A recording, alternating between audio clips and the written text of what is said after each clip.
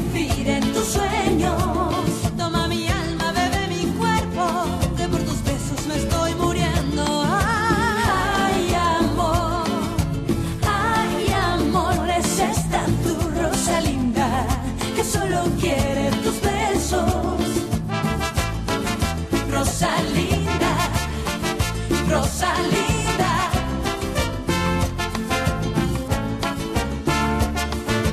Rosalinda, ay amor. Hindi mo ba talaga kaya magpatawad? Sinabi ko na sa iyong kasalanan ko, hindi ko tinatanggi yun. Takot akong patawarin ka dahil baka lokohin mo lang ulit ako. Hindi ko kakayanin pa. Kaya buong puso ko nakikiusap. Patawarin mo ko, Lucy. Ngayon nasa tabi ko na ang nag-iisa kong anak. Kailangan ni Erica ng masayang pamilya at kailangan ko ng lalaking mag-aalaga at magpoprotekta sa akin. Pakakasalan mo si Agustin? Opo, Mama. Pero hindi mo naman siya mahal, anak. Matututuhan ko rin po siyang mahalin. Hindi mo siya kayang mahalin dahil ang laman lang ng puso mo ay si Fernando Jose. Kailan mo pa nakilala si Rosalinda? Si Rosalinda ang dahilan kung bakit nagkaroon ako ng pagkakataong makahanap ng dahilan para mabuhay. Para naman buong pagmamalaki niya akong tatawaging Mama.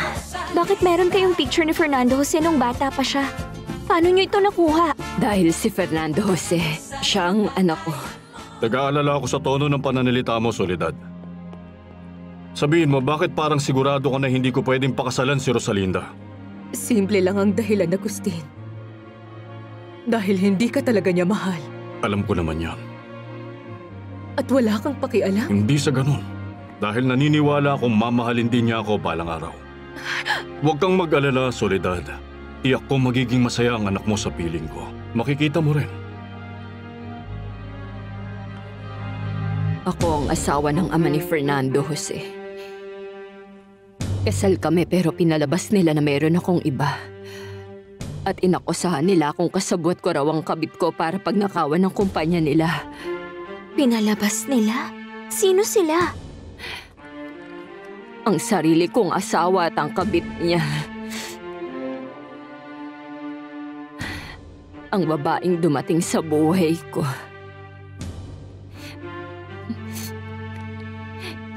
Pinsan ko siya, Abril.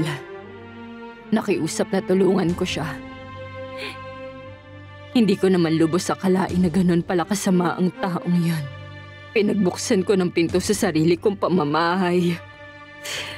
Nagsimula siyang mainggit sa kung anong meron ako. At pinilit angkinin lahat ng pag-aari ko. Ang bahay ko. Ang kayamanan ko.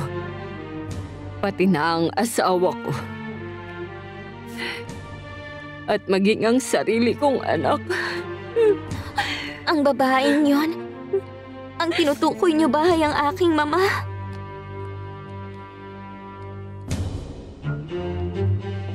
Oo, Abril.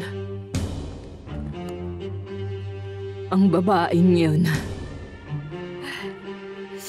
ay si Valeria.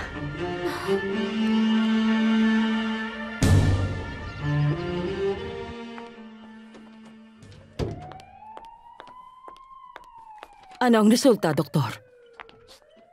Valeria, bakit naman bigla mo naisip na baka buntis ka? Kasi may nararamdaman akong kakaiba at saka delayed din ako. O sige, pero hindi sapat na basihan yung mga nararamdaman mo para masabing buntis ka. Sandali, matanong nga kita. Meron ka bang nakatalik nitong mga nakaraan? Ay, ang totoo po... Sige lang, nakikinig ako sa'yo. May isang lalaking hindi ko inaasahang darating sa buhay ko at ayun, nagkaroon kaming dalawa ng relasyon kaya naisip ko na baka pwede pa kaming... Hindi ganon. Mali ang inaakala mo, Valeria. Pasensya na kung mabibigo kita. Pero ang totoo niyan, hindi ka talaga buntis. Dahil nagsisimula ka na mag-menopause, malayo ito sa iniisip mo.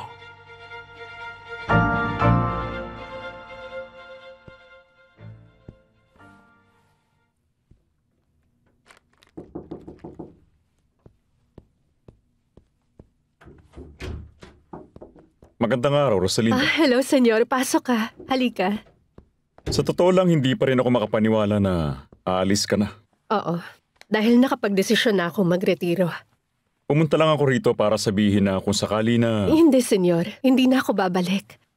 Ilalaan ko ang panahon ko sa anak ko at susubukan kong maging masaya. Sige, hindi ko na ipipilit pa.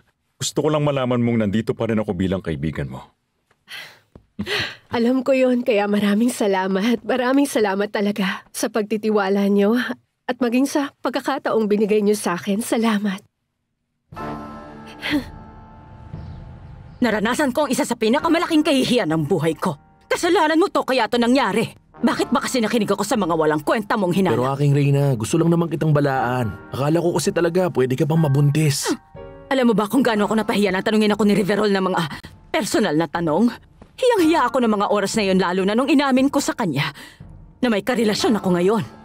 Sobrang nakakahiya talaga. At ano naman ang masama ron? Karapatan ng kahit sinong babae ang magkaroon ng isang boyfriend, lalo na kung kasing gwapo ko. Ay, layuan mo nga ako, buwisit ka! Wala ako sa mood ngayon para sa mga kalokohan mo.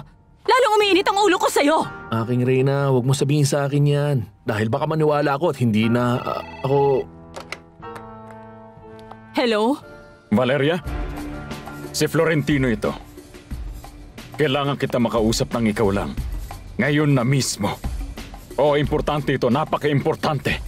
At paano kung ayaw ko? Mas maiging huwag ka nang tumanggi. Hindi makabubuti sa'yo. Inuulit ko, napaka-importante ang sasabihin ko sa'yo.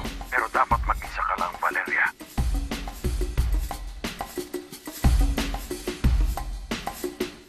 Rosalía.